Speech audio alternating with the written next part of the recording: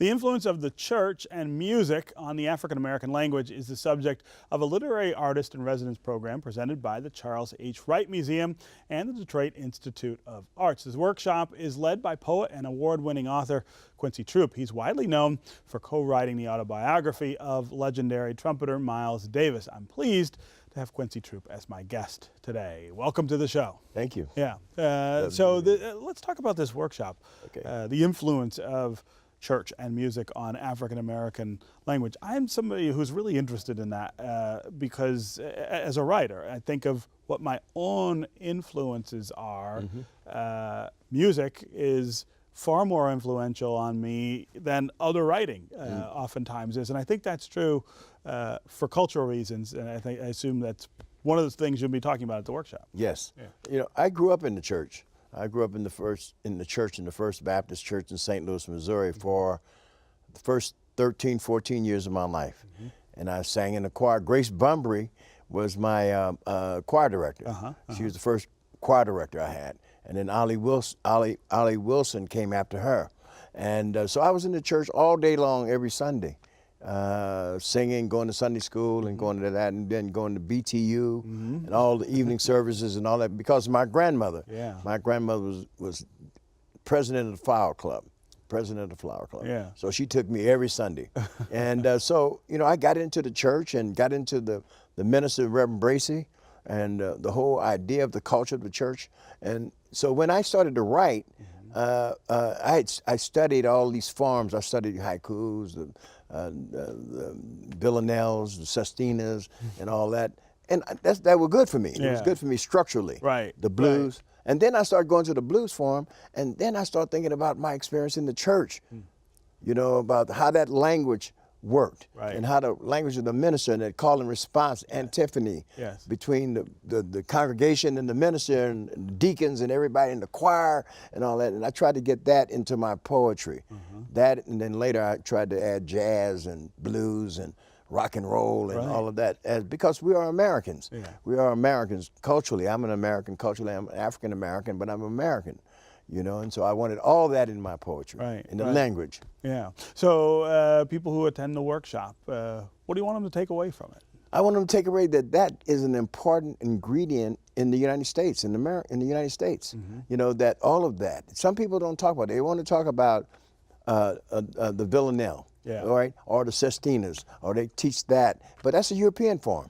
It's a European form. I am arrogant enough to think, and confident enough to think, that our forms are as good and or greater than European forms, or Chinese forms, or Japanese forms. And so I want them, my students and the workshop members, to understand what that is and put that in their work as American poets, and, or, you know, trying to be American poets. I want them to understand that it's a very important, great tradition. I grew up down the street from Chuck Berry.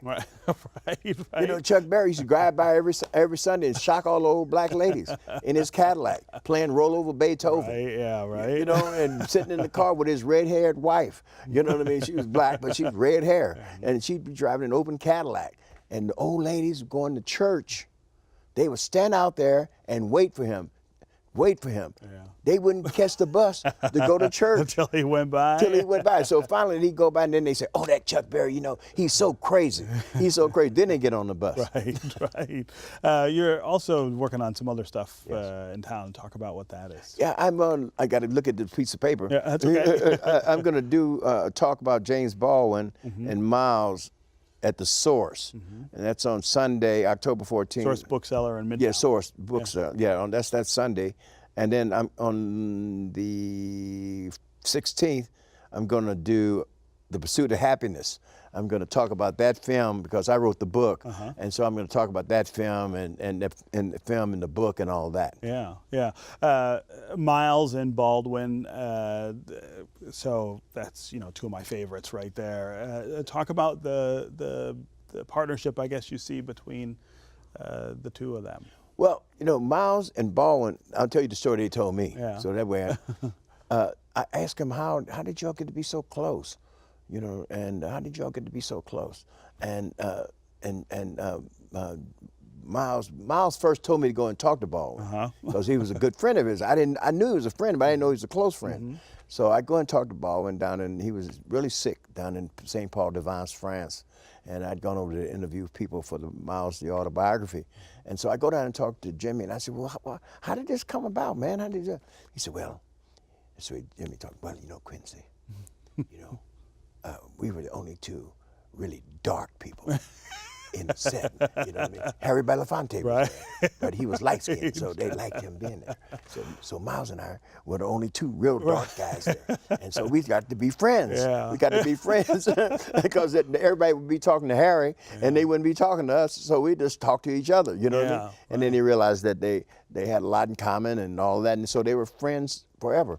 So I also want to ask you about Miles's story and the way it gets told. Yeah. You're working on a project that will tell that story a little better than we've had in the past. Yes, I'm working on the people that did the Hurricane.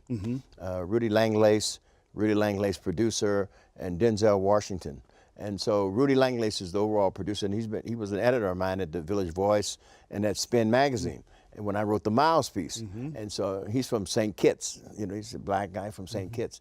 He asked me to you know, he's optioned along with these people from Canada, Toronto and Vancouver, got money together to do the Miles and Me film. Yeah. And that's going to come out next year, and Denzel Washington is going to direct it. I wrote the script. But they brought in a script doctor who won the Academy Award, you know what I mean?